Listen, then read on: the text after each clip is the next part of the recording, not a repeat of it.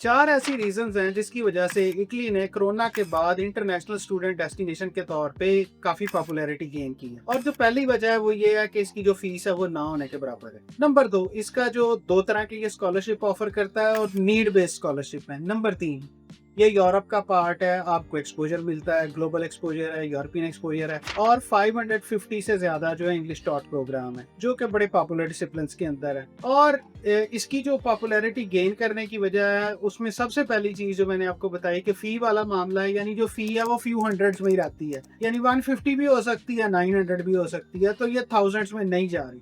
Number 2 क्या होता है? नंबर 2 के ऊपर जो ये आपको स्कॉलरशिप देता है, वो आपको स्टाइपेंड भी कवर करता है आपका, आपको जो है अकोमोडेशन भी मिलती है और इसके अलावा आपका ट्यूशन फी जो है उसका वेवर भी आपको मिल रहा है। तो ये ऐसी चीज़ें हैं जिसकी वजह से ये आपके लिए और फेवरेट डेस्टिनेशन बनता जाता है। अब इसकी जो है स्टेप बाय स्टेप गाइड जो है मैं आपके साथ शेयर करने लगा हूँ और मैं इसके तमाम जो स्टेप्स हैं उनको आपके साथ शेयर करूँगा और कोशिश करूँगा कि वो आपके लिए इतने आसान हो कि आप उसको ट्राई कर सकें। तो जो सबसे पहली चीज़ है वो है आपका प्रोग्राम को सिलेक्ट करना। आप अंडर ग्रेड के लिए जा रहे हैं या पोस्ट ग्रेड के लिए जा रहे हैं, तो आपने कोशिश ये करनी है कि आप अपने रेलेवेंट प्रोग्राम में रहें। डाइवर्सिटी को पूरी दुनिया अप्रिशिएट करती है, लेकिन यूरोप का जो सिस्टम है वो ये चाहता है कि आप अपने वाले डिसिप्लिन के अंदर, जिसके अंदर आपने 16 साल पढ़ा है, उस 16 साल वाले को आप आगे भी उसी तरह से कंटिन्यू करें और उसके जो नए डायमेंशन है उसको ट्राई करें। तो सबसे पहले ये है कि आप कोशिश करें कि अगर आप नेचुरल साइंसेज के स्टूडेंट हैं तो आप बिजनेस एडमिनिस्ट्रेशन में ना जाएं। अगर आप सोशल साइंसेज के स्टूडेंट हैं तो आप आईटी में ना जाएं। तो आप अपने रेलेवेंट डिसिप्लिन में रहें।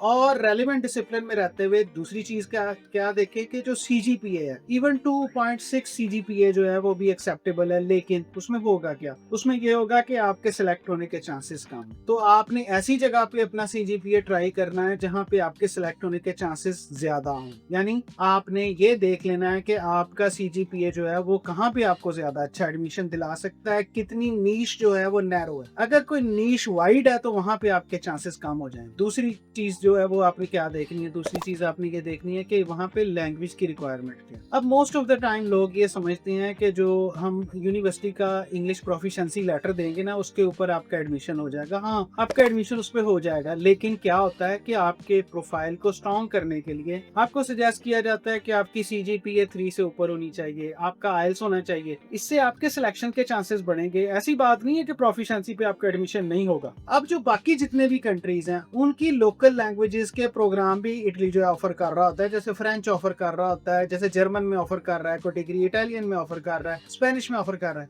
आपकी जो लैंग्वेज है वो इंग्लिश है, उसका जिस वक्त आपका कंपटीशन होना है तो वहां पे आपके लिए जो सिलेक्शन होनी है ना, उसकी वजह ये होगी कि आपका सीजीपी अच्छा और आपने लैंग्वेज की हुई है। तो ये इसको जरूर कंसिडर करें। अब आपका एडमिशन हो गया है, अब आपने क्या करना है, अब आपने अपने डॉक्यूमेंट प्रिपेयर करने हैं। अब आपके डॉक्यूमेंट जो है वो कौन कौन से चाहिए, आपकी जो एकेडमिक क्रेडेंशियल्स हैं वो आपको चाहिए। इसके अंदर आपका एसएससी, एचएसएससी, आपका बीएस की ट्रांसक्रिप्ट ये आपको चाहिए। और जिस वक्त आप इसको स्कैन करके भेजें, बिल्कुल क्लियर स्कैन होना चाहिए। आपके डिग्री सर्टिफिकेट्स हैं या आपकी ट्रांसक्रिप्ट्स हैं या आपके जो सर्टिफिकेट हैं एचएससी और एसएससी के, उसके अंदर आपने क्या करना है कि वो अटेस्टेड होने चाहिए, आईपीसीसी से भी होने चाहिए, आपकी डिग्री एचईसी से होनी चाहिए और आपके मोफा से अटेस्टेड भी होने चाहिए, पोस्टाइल्ड भी होने चाहिए। जिस वक्त आप अप्लाई कर रहे हैं उस वक्त भले ये ना हो, लेकिन आपने ये ज़हन में रखना है कि ये रिक्वायरमेंट है। उसके बाद आपका जो पासपोर्ट है वो भी वैलिड होना चाहिए। अब ये कितना वैलिड होना चाहिए, ये इतना वैलिड होना चाहिए जितनी प्रोग्राम की लेंथ है। प्रोग्राम 2 साल का है और आप पासपोर्ट जो है 6 मंथ वाला लेके बैठे हैं, ये किसी जगह पे भी जाके आपको तंग करेगा। तो आपने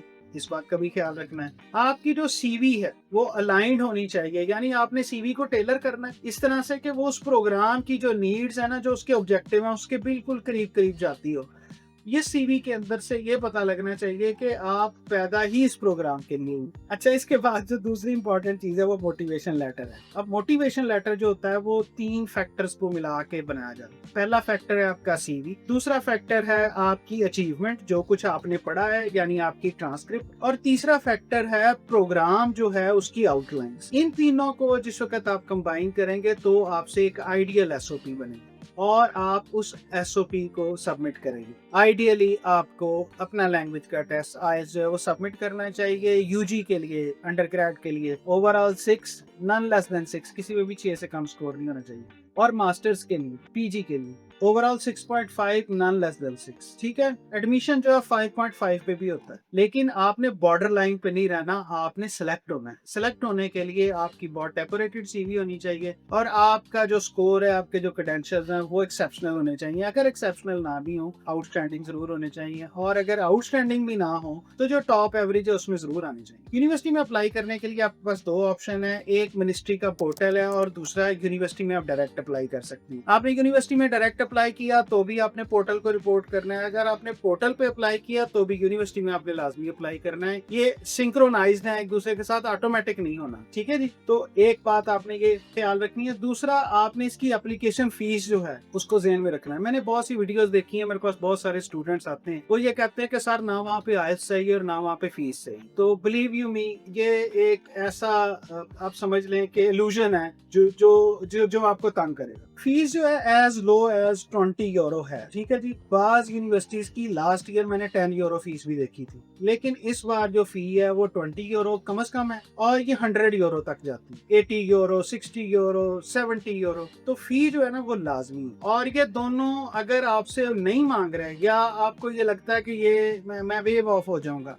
तो वो यूरोपियन स्टूडेंट्स जो होते हैं उनके लिए इसका वेवर है, आपके लिए नहीं है। ठीक है जी, तो आप उसकी फीस को लाजमी तौर पे पे करें। अब आपने अप्लाई किया यूनिवर्सिटी के एडमिशन के लिए और आपको एडमिशन जो है उसकी एक्सेप्टेंस जो है उससे पहले अप्रूवल आ गई है कि आपकी एप्लीकेशन अप्रूव हो गई है। अब आपने स्कॉलरशिप के लिए अप्लाई करना है। तो स्कॉलरशिप की दो स्ट्रीम्स हैं। ठीक है जी, उन दोनों में आपने अप्लाई करना है, रीजनल भी है और मिनिस्ट्री का भी है। अब आपने जो रीजनल स्कॉलरशिप है या मिनिस्ट्री का स्कॉलरशिप है, उन्होंने आपसे पूछनी है आपकी फैमिली इनकम। तो आपकी फैमिली इनकम कितनी होनी चाहिए? स्कॉलरशिप के लिए क्वालिफाई करने के लिए आपकी फैमिली इनकम जो है वो 27,000 यूरो से कम होनी चाहिए। और 27,000 यूरो एनुअल जो है वो पाकिस्तान के हिसाब से कोई 9 मिलियन बनता है, 90 लाख। और पाकिस्तान में 90 लाख रुपए सालाना इनकम वाले बहुत थोड़े लोग हैं। तो इसलिए आपने वो जो फैमिली इनकम वाले जो रिक्वायरमेंट है उसको बिल्कुल तसल्ली से पूरा करना है।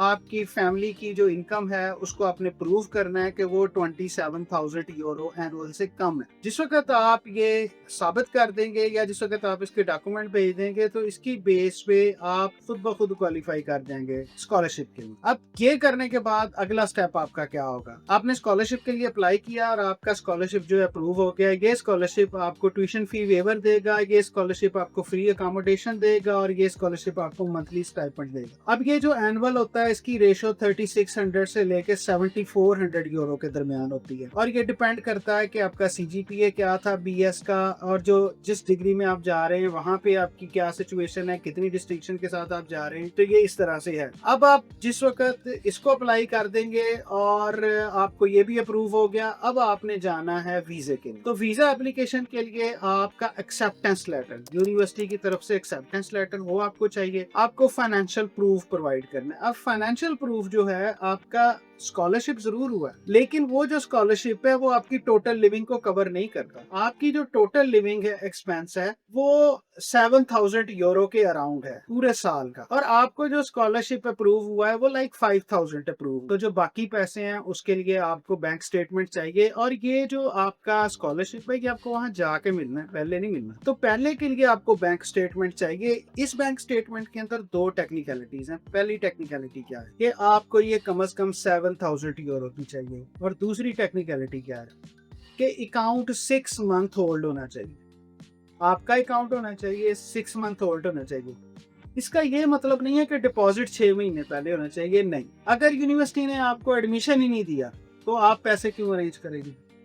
जब तक यूनिवर्सिटी ने आपको एडमिशन नहीं दे दिया, जब तक उन्होंने आपको सारी चीजें फाइनल करके एक्सेप्टेंस लेटर नहीं दे दिया, उतनी देर तक आपको वहां पे डिपॉजिट नहीं करनी चाहिए। अब आपने अप्लाई किया, आपको अपॉइंटमेंट मिल गई। अपॉइंटमेंट लेने के बाद जाने से पहले 8-10 दिन पहले, 15 दिन पहले आप उसके अंदर अपना डिपॉजिट शो करा सकते हैं। इसका कोई मसला नहीं। इसकी लॉजिकल हैंडलिंग ये है कि मुझे एडमिशन ही अब मिला तो मैंने डिपॉजिट पहले क्यों अरेंज करना, ठीक है नहीं, और वैसे भी मैं स्कॉलरशिप पे जा रहा हूँ, ठीक है। अच्छा, कोशिश ये करें कि आप स्पॉन्सर ना लें, ऑल दो स्पॉन्सर अलाउड होता है, जो आप फैमिली रजिस्ट्रेशन सर्टिफिकेट के अंदर जिसके साथ आपका कोई रिलेशन स्टैब्लिश हो जाए वो आपको स्पॉन्सर कर सकता है, ये आपके बहन भाई भी हो सकते हैं, लेकिन आप कोशिश करें कि ये आप अपने नाम पे अकाउंट बनाएं और इस तरह की जो कॉम्प्लिकेशन है उसको अवॉइड करें। अच्छा जी, अब आपको चाहिए अकोमोडेशन का प्रूफ कि आप वहां जाके अकोमोडेशन जो है उसका आपका क्या अरेंजमेंट है। आपको हेल्थ इंश्योरेंस चाहिए, ठीक है जी, वो 30,000 यूरो की हेल्थ इंश्योरेंस जो है वो बहुत सारी कंपनीज देती हैं, और इसके ऊपर कोई आपका 10,000 के करीब जो है ना एक्सपेंस आता है। अच्छा,